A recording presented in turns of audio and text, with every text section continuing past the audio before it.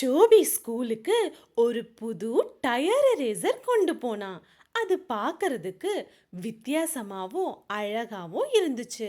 அவனோட நண்பர்கள் கிட்ட காட்டினான். எல்லாரும் வாவ்னு சொன்னாங்க. ஜின்டுக்கு அந்த டயர் எரேசர் ரொம்ப பிடிச்சிருந்தது. அதனால டோபியோட பேக்ல இருந்து கேட்காமலேயே எடுத்துக்கிட்டான். வீட்டுக்கு போன டோபி அவனோட பேக்ல டயர் எரேசரை தேடினான். ஆனா டயர் எரேசர் இல்ல. அதனால டோபிக்கு ரொம்ப கவலையா ஆயிடுச்சு. ஜின்டு அந்த டயர் எரேசரை அவங்க அம்மா கிட்ட காட்டினான்.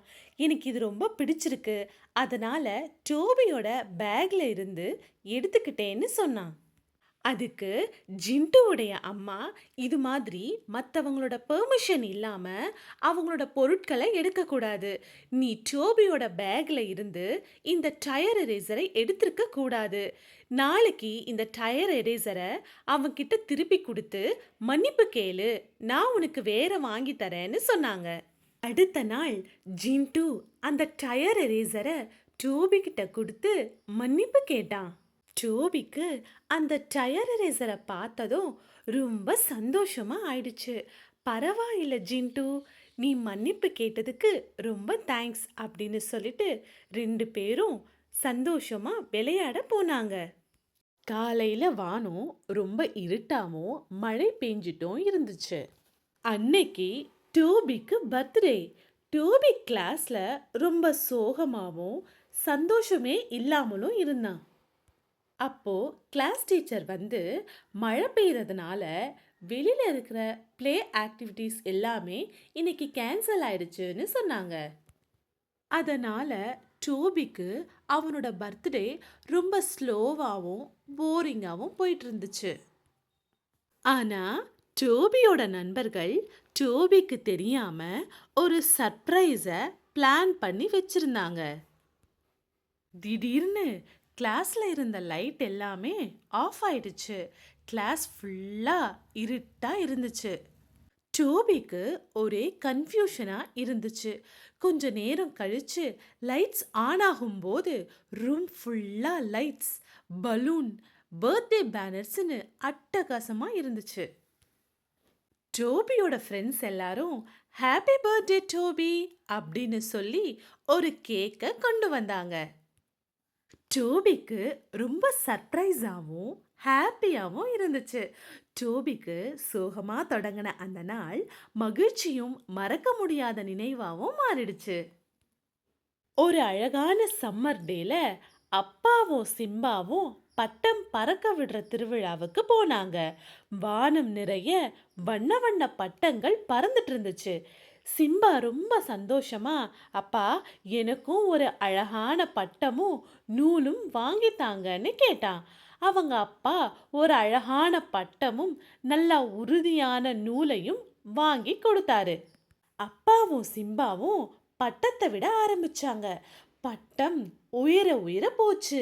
சிம்பாவுக்கு ரொம்ப சந்தோஷமா இருந்தது.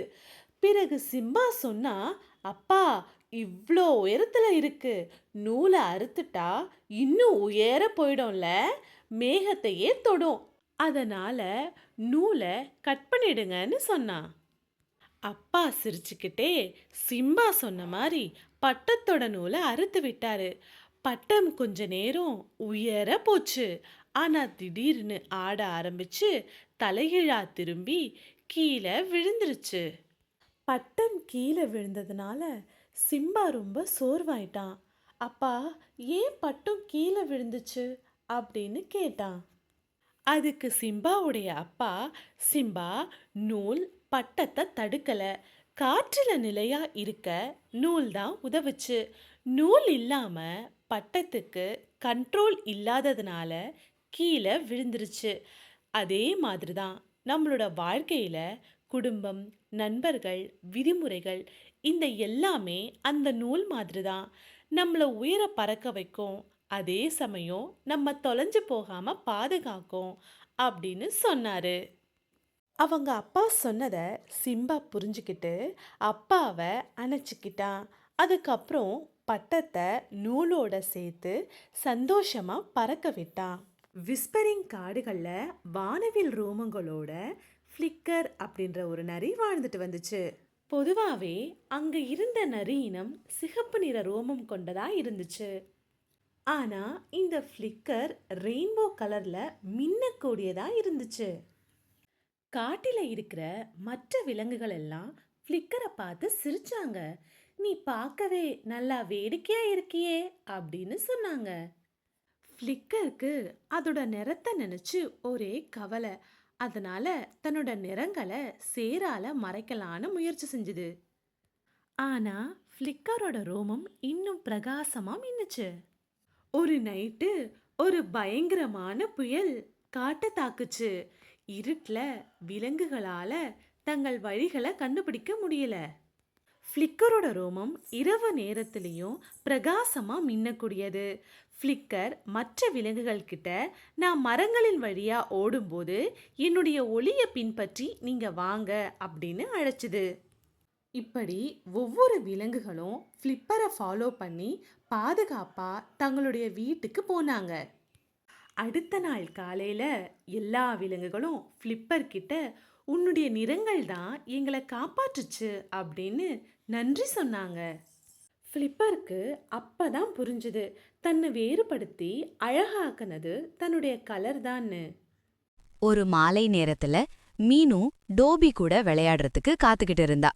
அப்போ டோபி தலைய குனிஞ்சிட்டு சோகமா வந்தான். மீனு டோபிய பார்த்து, டோபி என்ன இது, உன் சருமம் எப்படி இவ்ளோ கருப்பாயிடுச்சு, முழு உடம்பும் ஒரே கருப்பாயிட்டியேன்னு கேட்டா. அதுக்கு டோபி மீனு கிட்ட, நான் குளிச்சு முடிச்சு தலையில ஊத்த ஒரு கருப்பு ஷாம்பூ பாட்டில் எடுத்தேன். பிளாக் ஷாம்பூன்னு இருந்துச்சு. அத நல்லா தேய்ச்சு தேய்ச்சு போட்டுட்டேன். அப்புறம் கண்ணாடியில பார்த்தா, ஐயோ முகம் கருப்பு, கை கால் உடம்பு முழுக்க ஒரே கருப்பு, ஷாக் ஆயிட்டேன் மீனுன்னு சொன்னான். உடனே மீனு சிரிச்சுக்கிட்டே, ஐயோ டோபி, அது ஷாம்பூ இல்லடா, அது அப்பா யூஸ் பண்ற ஹேர் டை. அப்பா வெள்ளை முடிக்கு போடுறது. நீ அத தப்பா எடுத்து ஃபுல் பாடி பிளாக் ட்ரீட்மெண்ட் பண்ணிட்டியான்னு சொல்லி சிரிச்சா. ஆமா, இப்ப எப்படி இருக்கு பாரு, நான் ஃபுல் கருப்பாயிட்டேன். கழுவினாலும் போகல, இன்னும் இருக்குன்னு சொல்லி டோபி வருத்தப்பட்டான்.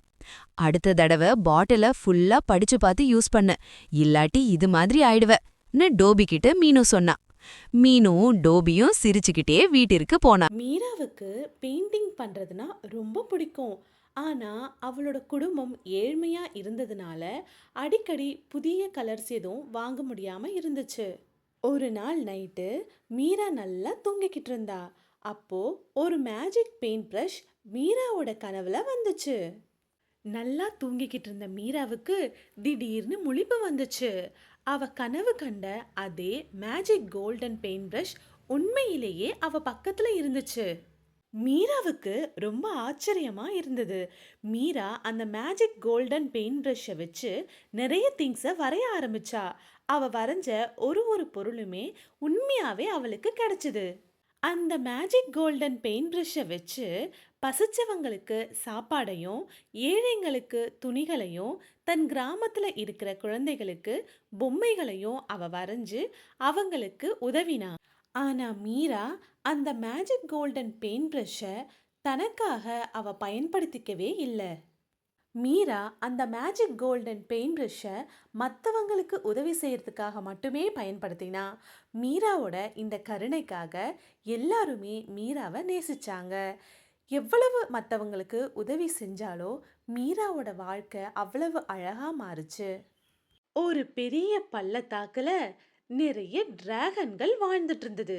அந்த டிராகன்கள் எல்லாமே அதிக நெருப்பை வெளியிடக்கூடியதா இருந்தது. அதுல டூடுல்னு ஒரு சின்ன டிராகன் இருந்துச்சு. இந்த டிராகனால நெருப்பை வெளியிடுறதுக்கு பதிலா சின்ன தும்மல் மாதிரி கொஞ்சமா புகைய மட்டுமே வெளியிட முடிஞ்சது. இந்த டூடுல் டிராகனை பார்த்து மற்ற டிராகன்கள் எல்லாம் சிரிச்சாங்க. டூடுல பார்த்து Smoke Dragon! Smoke Dragon! இப்படி எல்லாருமே கிண்டல் பண்ணாங்க. அதனால டூடில் ரொம்ப கவலைப்பட்டான். அவன் தினமும் மலைகளுக்கு பின்னாடி போய் பயிற்சி செஞ்சு பார்த்தான். எவ்வளவோ பயிற்சி செஞ்சும் அவனால புகையை மட்டும்தான் வெளியிட முடிஞ்சது. ஒரு நாள் நைட்டு புயல் ஏற்பட்டுச்சு. அதனால காற்றும் மின்னலும் வந்துச்சு. அந்த நேரத்துல டிராகன்களுடைய முட்டைகள் பக்கத்துல நெருப்பு பத்த ஆரம்பிச்சது. இத பார்த்த மற்ற டிராகன்கள் எல்லாம் பயந்து ஓடி போய் ஒளிஞ்சுக்கிட்டாங்க.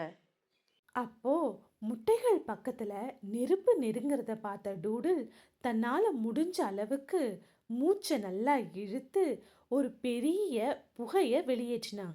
இப்படி டூடில் வெளியிட்ட இந்த புகையால அந்த நெருப்பு அணைஞ்சிருச்சு. அங்க இருந்த முட்டைகளும் பாதுகாப்பா இருந்துச்சு.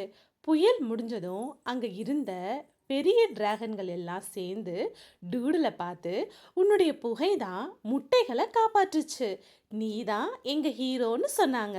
டூடலுக்கு சிரிப்பு வந்துச்சு. டூடல் அப்பதான் புரிஞ்சுக்கிட்டான், சிறப்பா இருக்கிறதுக்கு அவனுக்கு நெருப்பு தேவை கிடையாது, அவனோட புகை தான் அவனுக்கு அற்புதமான பரிசுன்னு. ஒவ்வொருவருக்கும் இது மாதிரி தனி சிறப்புகள் இருக்க தான் செய்யுது. ஒரு ஷாப்பிங் மாலில் 5 வயது ஆரவ் கீழே செல்லும் படிக்கட்டின் உச்சியில் உற்சாகமாக குதித்தான். அவரது 6 வயது உறவினர் ஸ்துதி அவரது கைகளை பிடித்துக்கொண்டு, நிறுத்த ஆரவ், குதிக்க வேண்டாம், அது ஆபத்தானது. அவள் நகரும் படிகளைக் காட்டி, பாதுகாப்பாக இருக்க ஒருவரின் கையை பிடி என்றாள். ஆரவ் தீவிரமாக தலையசைத்து அவள் கையை பிடித்து இருவரும் ஒன்றாக அடியெடுத்து வைத்தனர். கைகோர்த்து அவர்கள் பாதுகாப்பாக கீழே இறங்கினார்கள். ஸ்ருதி சிரித்தாள். பாதுகாப்பாக இருங்கள் குழந்தைகளே. சிம்பாவும் டோபியும் வீட்டுக்குள்ள விளையாடிக்கிட்டு இருந்தாங்க. அப்போ திடீர்னு யாரோ கதவை தட்டினாங்க. உடனே சிம்பா கதவை ஓபன் பண்ண போனான். டோபி சிம்பாவை பார்த்து கதவை ஓபன் பண்ணாம ஃபர்ஸ்ட் டோர்ல இருக்க லென்ஸ் வழியா வந்தவங்க தெரிஞ்சவங்களா இல்ல தெரியாதவங்களான்னு பார்த்துட்டு, தெரிஞ்சவங்களா இருந்தா மட்டும் டோரை ஓபன் பண்ணுன்னு சொன்னான். டோபி சொன்ன மாதிரியே சிம்பா டோர்ல இருக்கிற லென்ஸ் வழியா வெளியே யார் வந்திருக்காங்கன்னு பார்த்தான். சிம்பாக்கு வெளியே வந்திருக்கிறது யாருன்னே தெரியல. உடனே டோபி கிட்ட போய் சொன்னான், எனக்கு வெளியே வந்திருக்கிறது யாருன்னே தெரியல அப்படின்னு சொன்னான். உடனே டோபி, இது மாதிரி தெரியாதவங்க வந்தா டோரை ஓபன் பண்ண வேண்டாம், அதுதான் நமக்கு சேஃப்டின்னு சொன்னான். ஜிண்டு எப்பயும் ஃபுட்டை வீணாக்கும் பழக்கம் கொண்டவனா இருந்தான். வீட்டில் அவங்க அம்மா கொடுத்த சாப்பாடை ஃபுல்லாக சாப்பிடாம குப்பையில் போடுவான். அவனோட அம்மாவும் அப்பாவும் சாப்பாடை வீணாக்க கூடாதுன்னு சொன்னாங்க. ஆனால் ஜிண்டு அதை கேட்கவே இல்லை. அதனால அவனோட அம்மாவும் அப்பாவும் சில ஒழுக்கங்களை அவன் கற்றுக்கொள்ளணும்னு ஹாஸ்டல்ல சேர்த்தாங்க. ஹாஸ்டல்ல ஜிண்டு சாப்பிடும்போது அவன் கூட இருந்த மற்ற மாணவர்கள் அவனோட உணவை பறிச்சு எடுத்துக்கிட்டாங்க. பல நாட்கள் ஜிண்டு பசியோடையே இருந்தான்.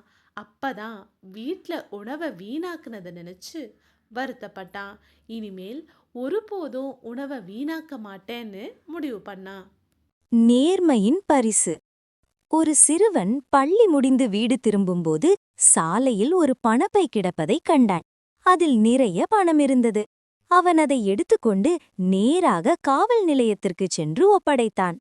அடுத்த நாள் அந்த பையன் உரிமையாளர் பள்ளிக்கு வந்து சிறுவனின் நேர்மையை பாராட்டி அவனுக்கு புதிய புத்தகங்களையும் சீருடையையும் பரிசாக வழங்கினார். நீதி. நேர்மை எப்போதும் நன்மையையே தரும்.